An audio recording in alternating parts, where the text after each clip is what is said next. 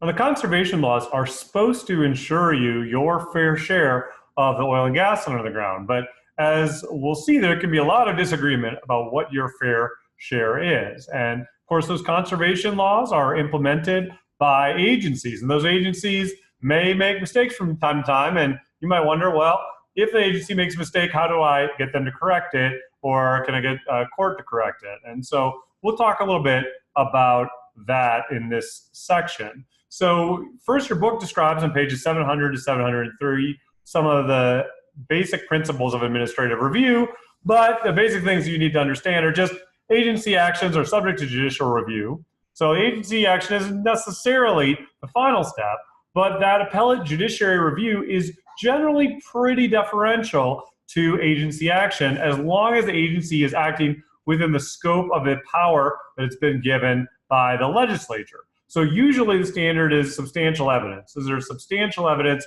supporting the agency's decision. But there's this ongoing struggle about what the proper range of review is between agencies and courts. And as we'll see, if you want to show that the agency did something wrong, usually you don't want to go after something that's in their area of expertise. If they think, it's really about this much oil's on this side and this much oil's on that side, that kind of thing, the judge isn't, a real oil and gas petroleum engineer, they're not going to be able to resolve that.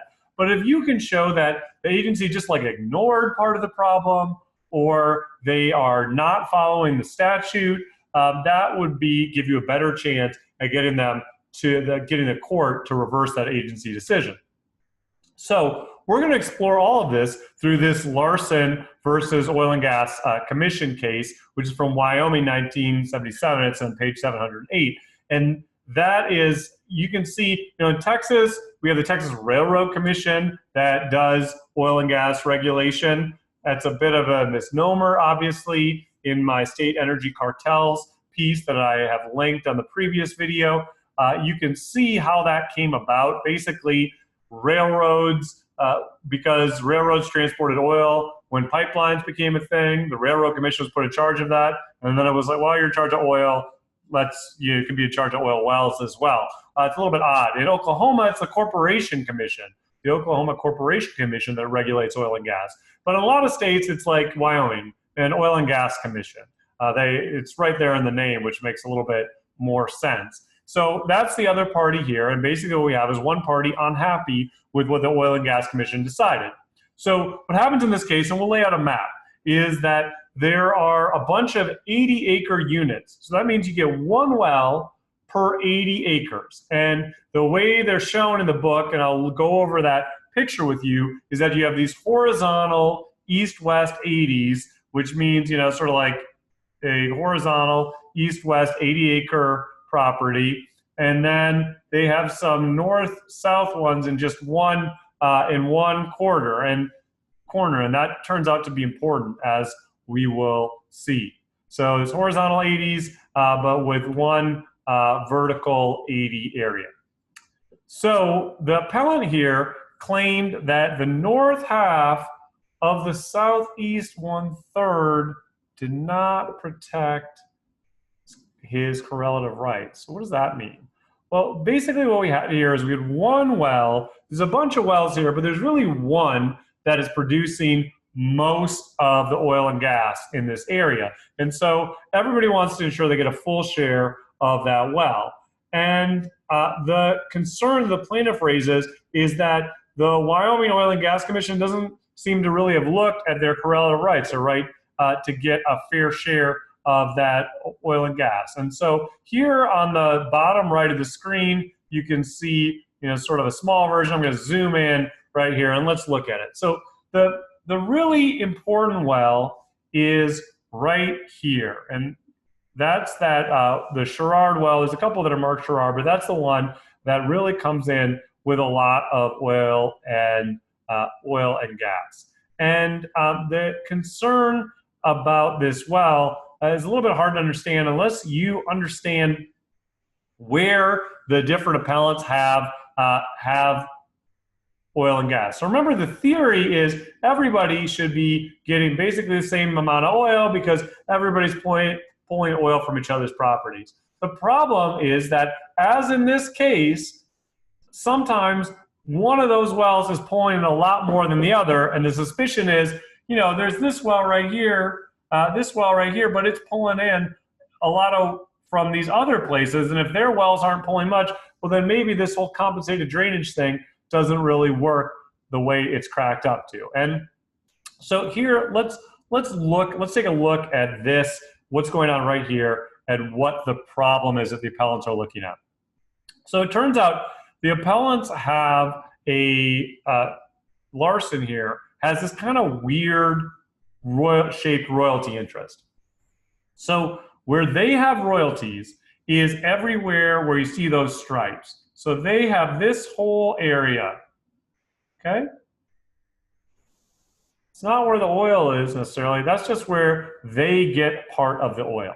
And the problem is the way that the Oil and Gas Commission has set up the units, it's set up these east-west ones, okay? So how much of that east-west unit does Larson have an interest in? Well, it turns out they only have an interest in half of it, right? Because they have an interest on the west side, but they don't have an interest on the east side. And so what that means, as we'll see and is described in the court's opinion, is that the plaintiff here is only getting half of the production from that well. So even that great well is right on their property, the plaintiff is only getting half the production. Now you could say, well, you shouldn't really complain. You only have royalty interest on half of that land. So yes, the well is on your property, but maybe it's pulling oil from over here to the east, so that's perfectly fair. And hey, you got the best well on your property, so at least you're getting half of the production. Well, that's not the way the plaintiffs looked at it. Because they said, well, wait a second, this great well, it's all pulling all this stuff from our property too, but none of that is producing anything. So we have these dry holes, that's the open dots here, and here. So all the rest of this property is getting nothing, but I do have the one great one on my property, but I think it's pulling from my property as well, but I'm only getting credit for half of it because half of it is being allocated to the other side of this unit. And the concern is that there's nothing there. So Sherrard basically, the concern that Larson has about the Sherrard well is that, you know what? I mean, not to denigrate moose here. Moose are great. As I said, I'm from Minnesota. That's pretty much the only natural resources we have. But they're just saying that's like wildlife over there. There's nothing over there. And you're pulling up oil and gas from all around, the rest of which is my property, and I'm not getting compensated for that. So what are they really asking for? What would they like?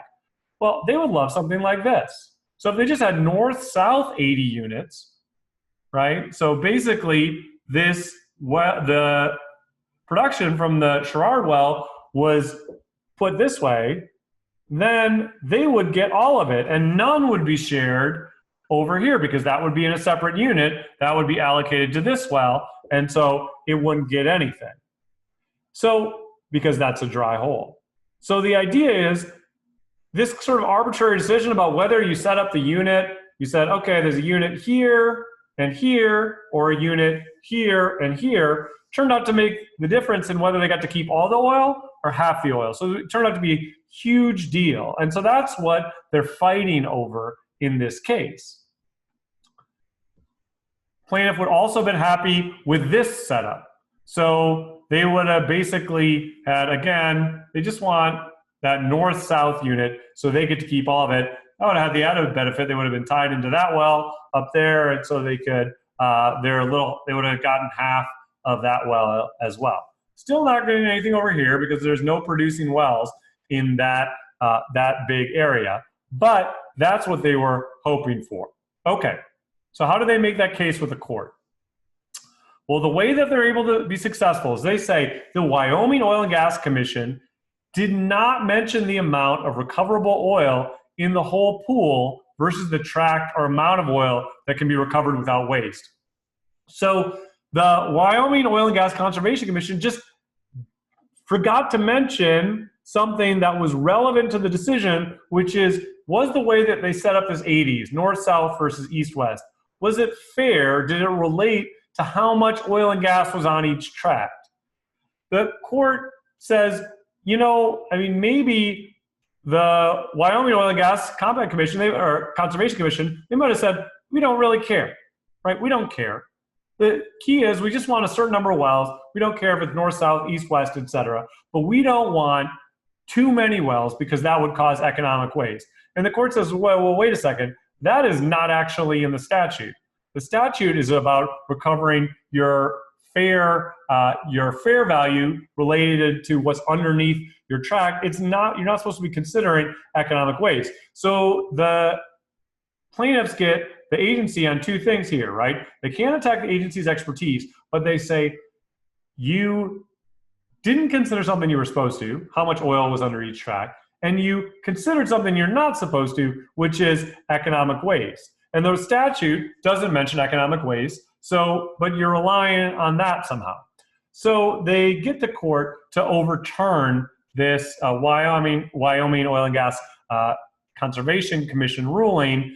And as we'll see throughout the semester, if you can do that, if you can show that there was, you know, the agencies are the experts, but if they didn't consider something or they considered something that they weren't supposed to, you can potentially get a court to overturn its decision.